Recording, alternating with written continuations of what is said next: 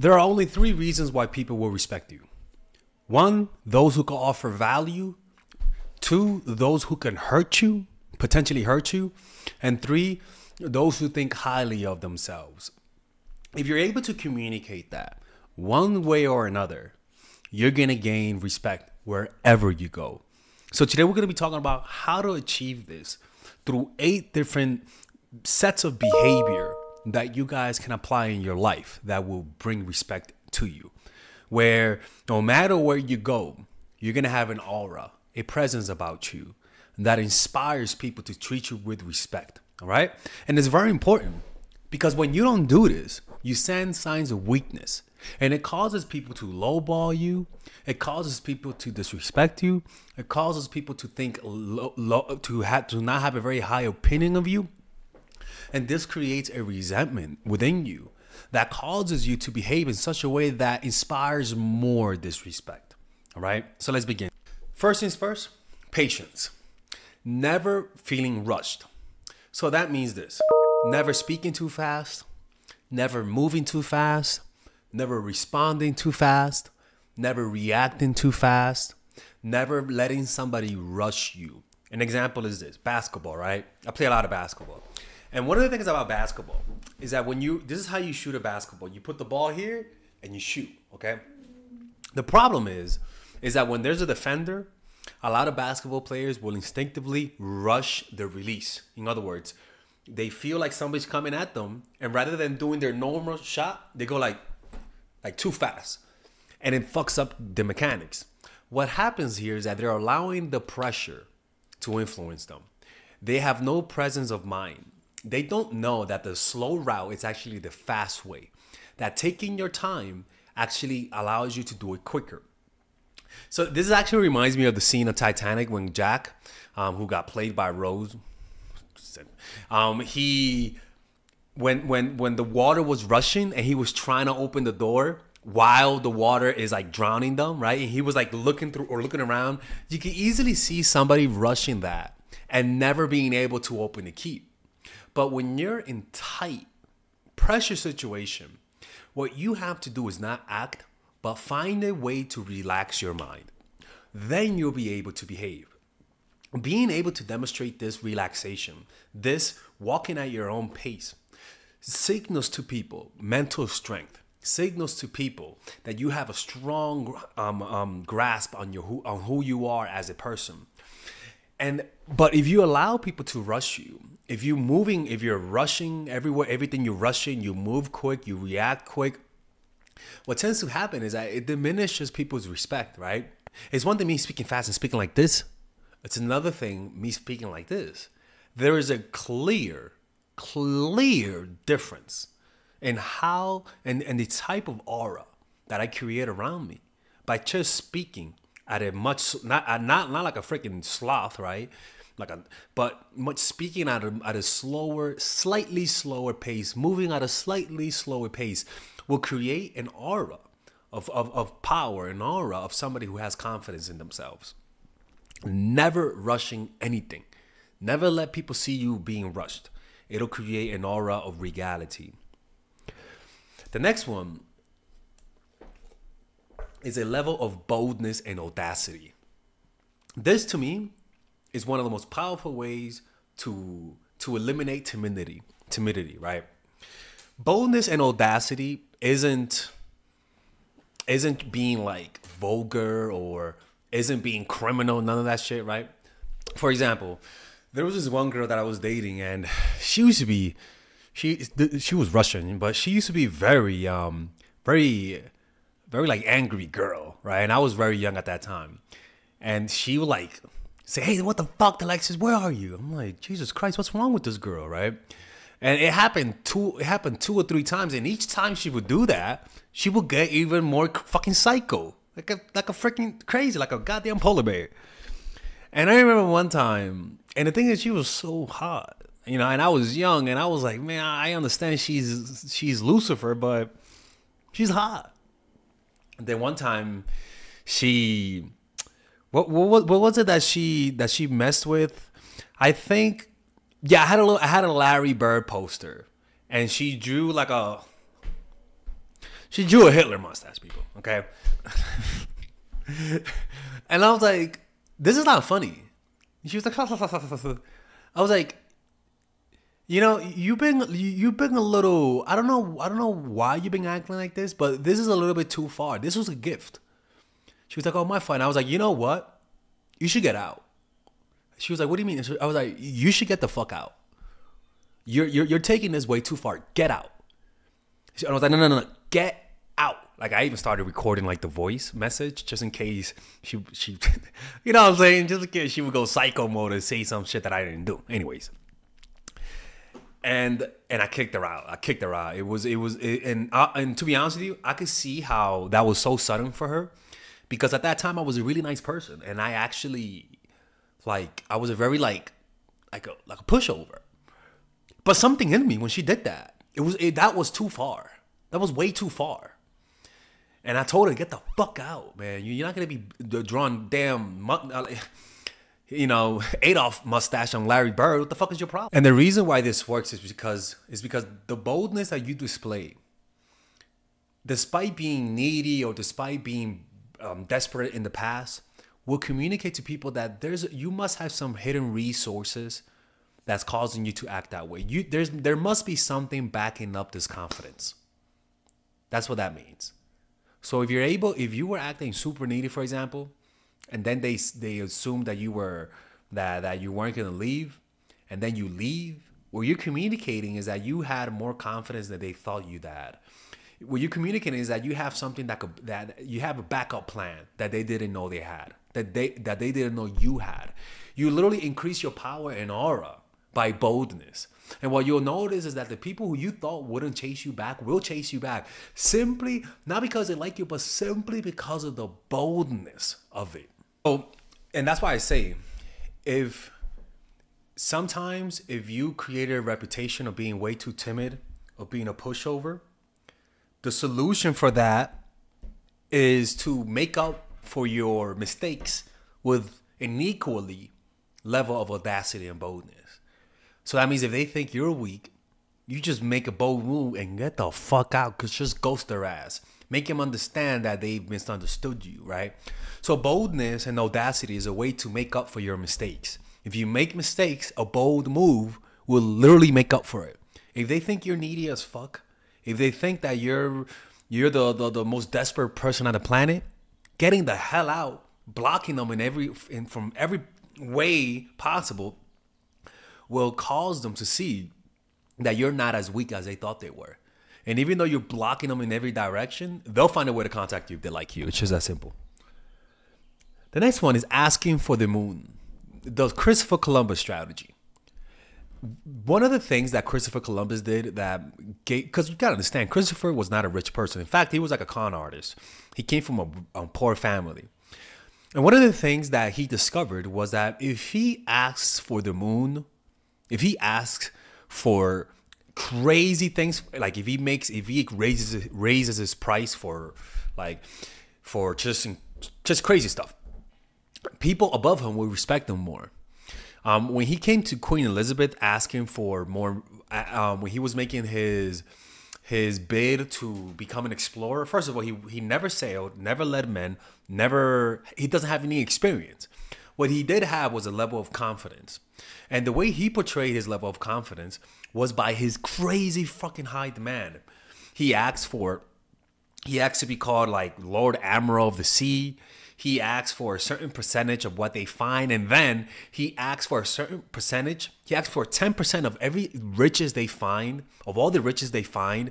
And it should be given to him and his generation forever. Dude, what the fuck, forever, dude? Really? Like, who gives a fuck?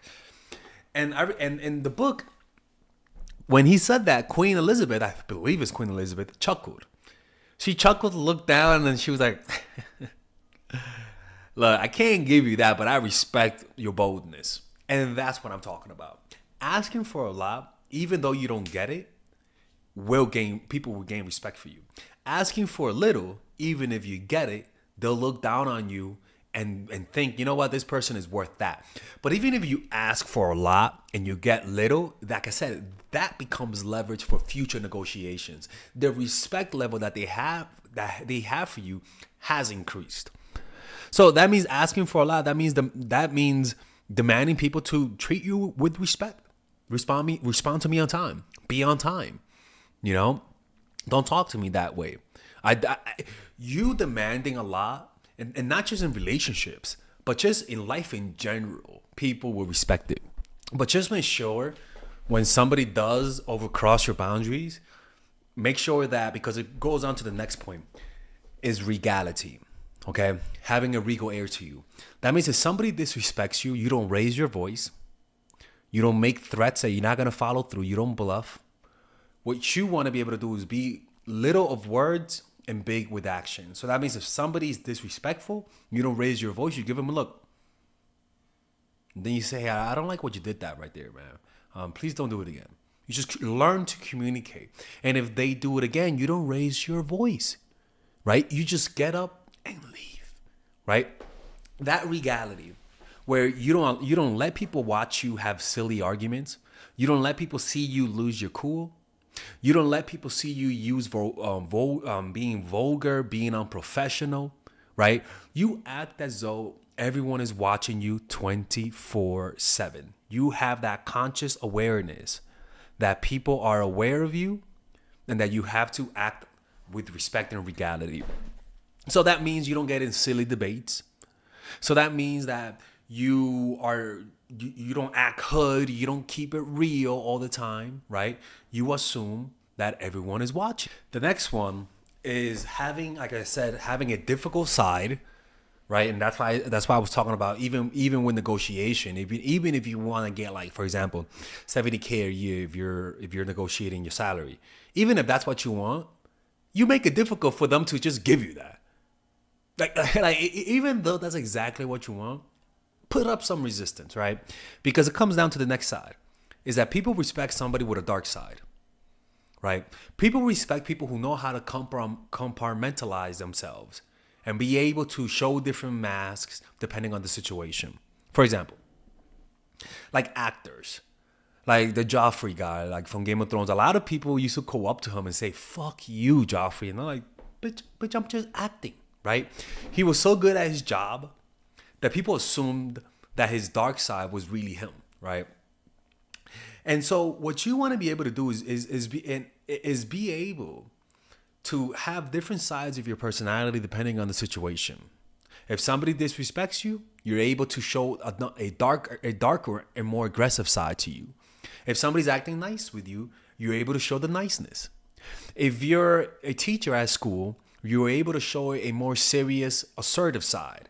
But then when your students see you outside of school, they're like, "Oh my God, Miss Kumbara," that was one of my teachers. You're so nice outside of school, and she'd be like, "Well, you know, I'm at work, so I gotta be more professional around you." People respect that.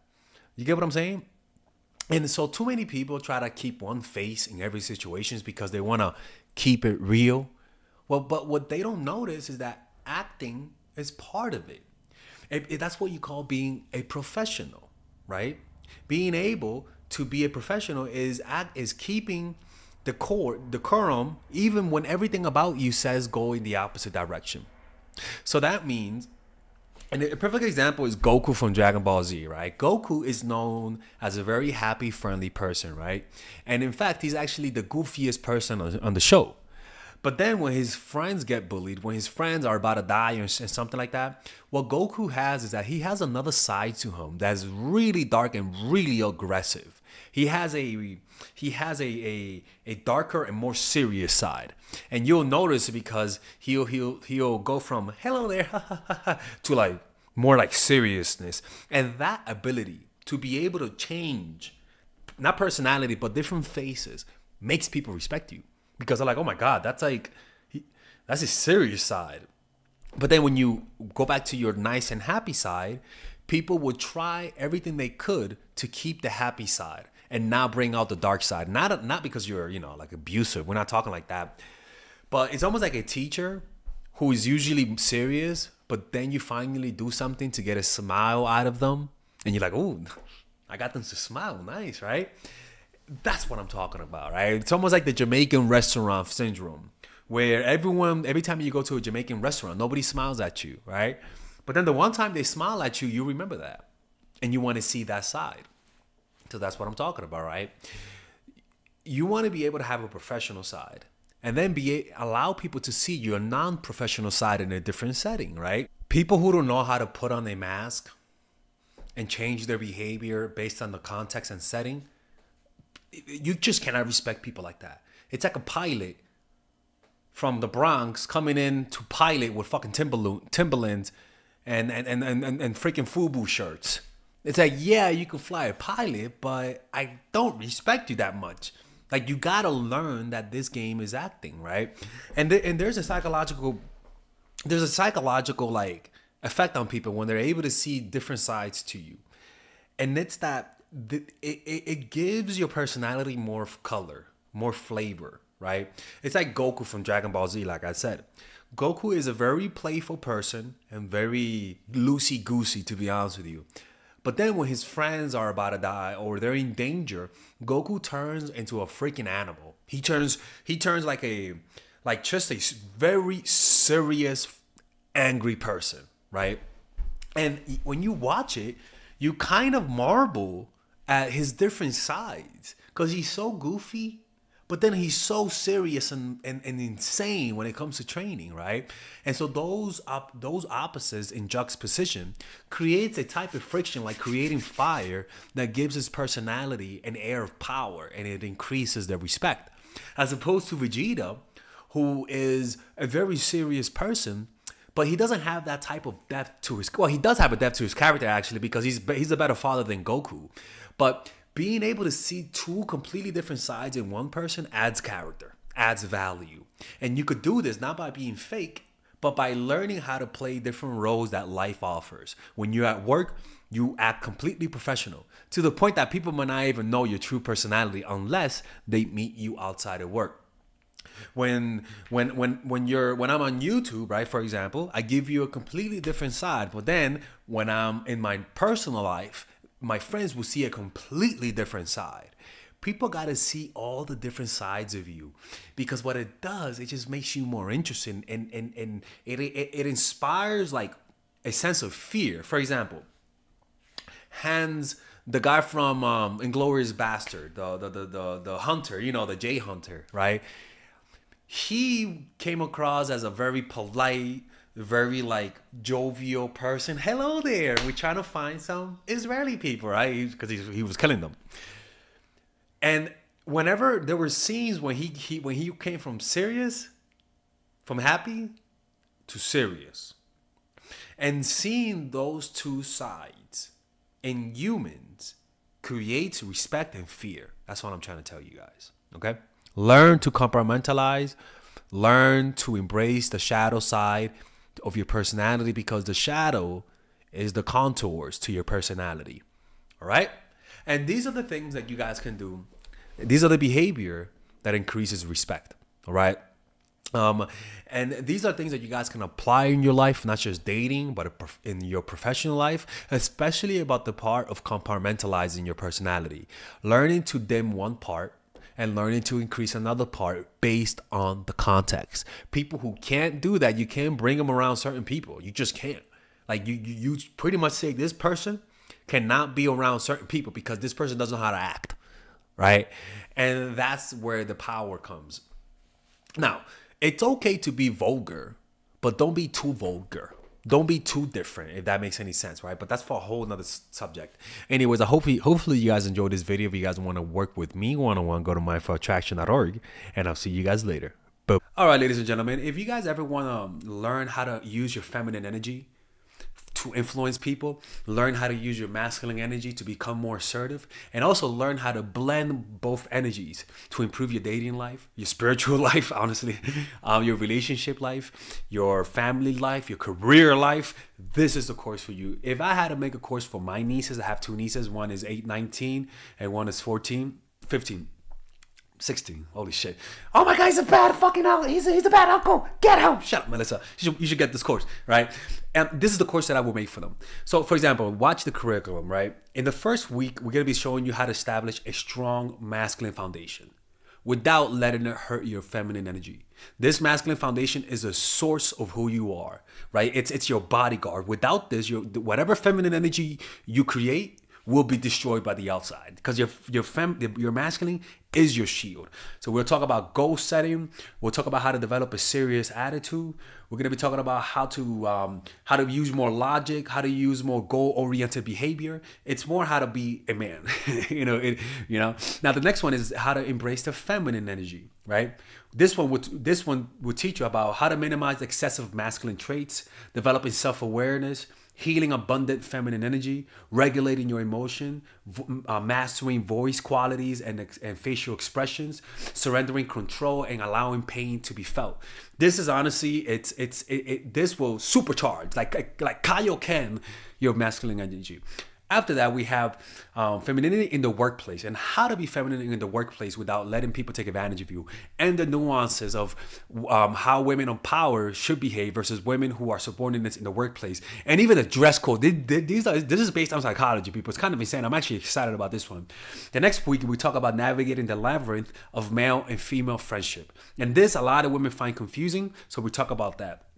And how to identify envious friends, how to identify the good friends, how to keep male friends, and how to keep female friends. Week 5, we talk about how to release the burden of the past and stop and destroy mental projections. This is actually really powerful. And then week 6, we talk about how to increase your observational power so that you could read people better.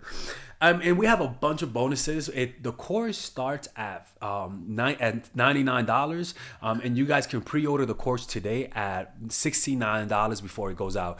If you're watching this, most likely I'm in the meditation retreat, so I will be praying for all of you guys. And just click on the description down below of the video. Right there, you'll see it, and you could pre-order that course. It's gonna be out by the end of next month or the beginning of February of March. One of the two, people, because I have a 10-day retreat to do, and I want to finish the course after the retreat, because I think the ideas are gonna be so much better. All right, man. I'll see you guys later. Pre-order, man. Oh, I'm closing the channel.